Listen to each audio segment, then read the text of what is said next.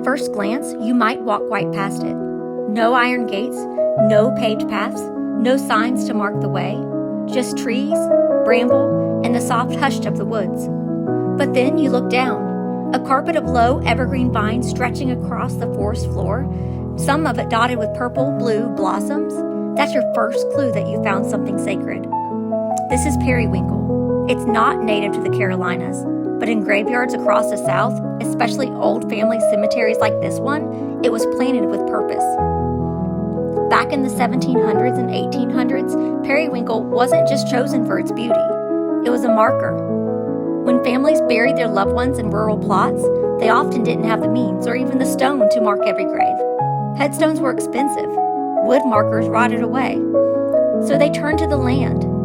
Periwinkle was hardy, evergreen, and would continue to grow year after year, signaling for future generations that someone rested here. It spreads, but not aggressively. It hugs the earth like a blanket, covering and protecting. In cemeteries like this, where time has worn away names and nature has reclaimed so much, periwinkle endures. Here at this cemetery, there are over 30 known graves, many belonging to members of the Plyler family, some of the earliest settlers in this part of South Carolina.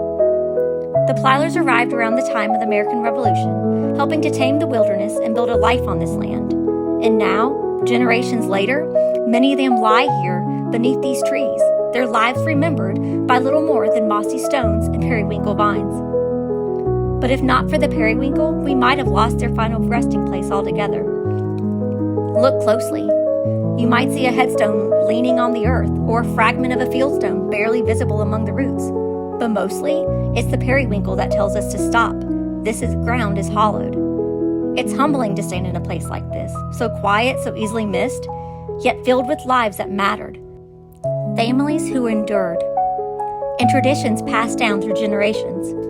The cemetery may look abandoned, but it's not forgotten. The periwinkle remembers.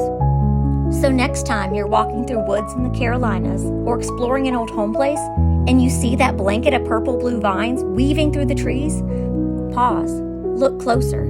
You just might be walking on history.